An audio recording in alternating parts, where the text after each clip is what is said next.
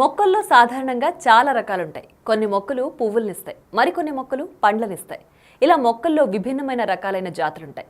కానీ విశాఖలో non veg మొక్కుంది. ఏంటి నాన్ వెజ్ మొక్క అనుకుంటున్నారా? అయితే బిగ్ టీవీ అందిస్తున్న ఈ స్పెషల్ స్టోరీ చూడండి.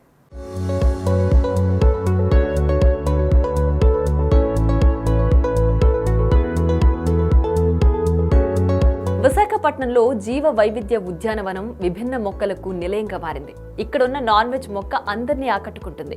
ఇది అత్యంత అరుదైన మొక్క అని నిర్వాహకులు అంటున్నారు. దీన్ని పిక్చర్ ప్లాంట్ అని కూడా అంటారు. దీని శాస్త్రీయ నామం నెపెంథిస్. దీనిని కీటకాహార నాన్ వెజ్ మొక్క అని కూడా పిలుస్తారు.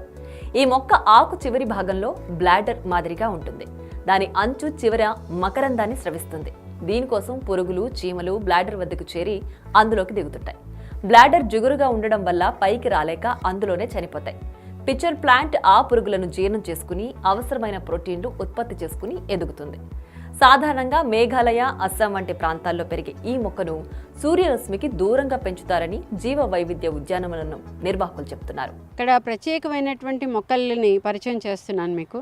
నాన్ వెజ్ మొక్క, కార్నివోరస్ ప్లాంట్, ఇన్సెక్టివోరస్ ప్లాంట్ అని చెప్పేటువంటి మొక్కలు ఇక్కడ ఉన్నాయి. సో అందులో ఒక రకం మనకి పిక్చర్ ప్లాంట్ అని చెప్పేసి మేము ఇక్కడ పెంచుతున్నాము. దీని పేరు నెపెంథస్.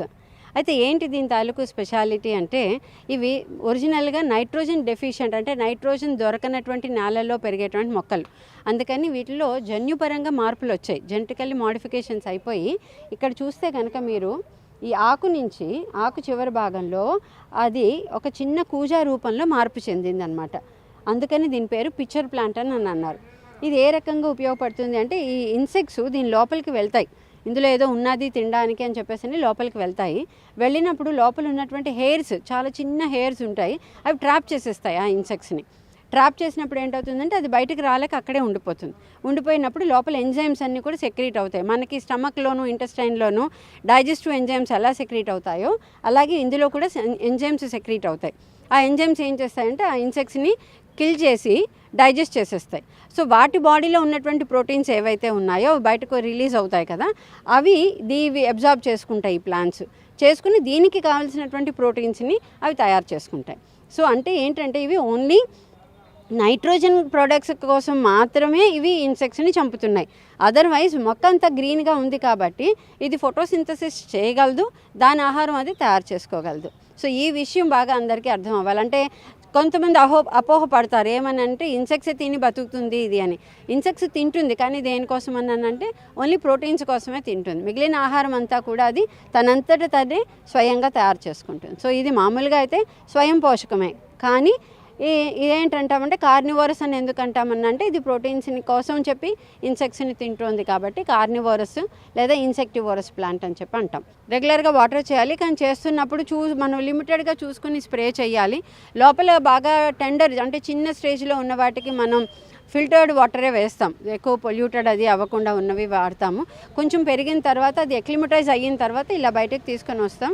బయటికి తీసుకొచ్చిన తర్వాత నార్మల్ వాటరే, కానీ ఎక్కువగా పోయకుండా స్ప్రే చేస్తాం అనమాట.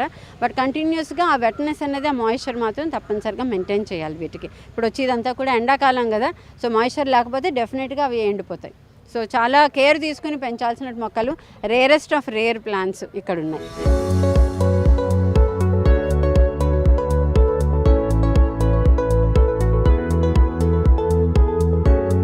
ఇలాంటి మొక్కలు మన తెలుగు రాష్ట్రాల్లో ఎక్కడా కనిపించవు. చాలా అరుదుగా ఉండే ఈ మొక్కలను సైన్స్ కోసం, పిల్లలకు తెలియజేయడం కోసం పెట్టామని అన్నారు. వీటిని చూసేందుకు చాలా మంది వస్తారని అన్నారు.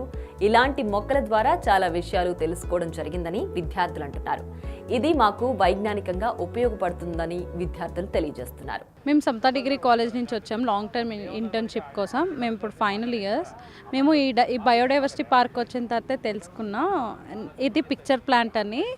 మాకు కూడా ఇక్కడ ఇంటర్న్షిప్ చేస్తున్నప్పుడు ఉమాబాల మేడం చెప్పారు, ఇది పిక్చర్ ప్లాంట్, దీన్ని నెపెంథిస్ అంటాము.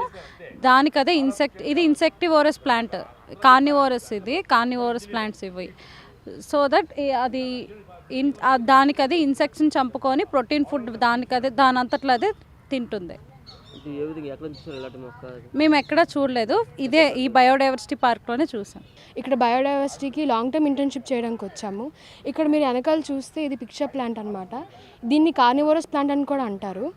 దీంట్లో స్పెషాలిటీ ఏంటంటే దీనికి ఇది ఆటోట్రఫ్ కూడా, అంటే తను ఫుడ్ ప్రిపేర్ చేసుకుని తినగలదు. అట్ ద సేమ్ టైం చిన్న చిన్న ఇన్సెక్ట్స్ని తను క్యాప్చర్ చేసుకుని, ఇక్కడ మీరు ఇందాక చూసినట్టయితే అది ఓపెనింగ్ ఉంది కదా, అందులోకి ఇన్సెక్ట్స్ వెళ్తాయి అనమాట. సో వెళ్ళినప్పుడు అది ట్రాప్ చేసి దాని ప్రోటీన్ సింథసిస్, అంటే ప్రోటీన్ ఎంజైమ్స్ అన్ని యాక్ట్ అయ్యి దాని ఫుడ్ కింద మార్చుకుంటూ ఉంటుంది. మీరు దీని యొక్క స్పెషాలిటీ అదనమాట. దీన్ని కార్నివోరస్ ప్లాంట్ అని కూడా అంటారు. ఈ ప్లాంట్ మేము ఇప్పుడు చిన్నప్పుడు ఓన్లీ టెక్స్ట్ బుక్స్లో నార్మల్ జనరల్ నాలెడ్జ్ చూసాం, కానీ ఎప్పుడూ రియల్ లైఫ్లో చూడలేదు. ఇదే ఫస్ట్ టైం యాక్చువల్లీ ఇక్కడ బయోడైవర్సిటీలో ఇదే ఫస్ట్ టైం మాకు చూడడం. చాలా హ్యాపీ అనిపించింది.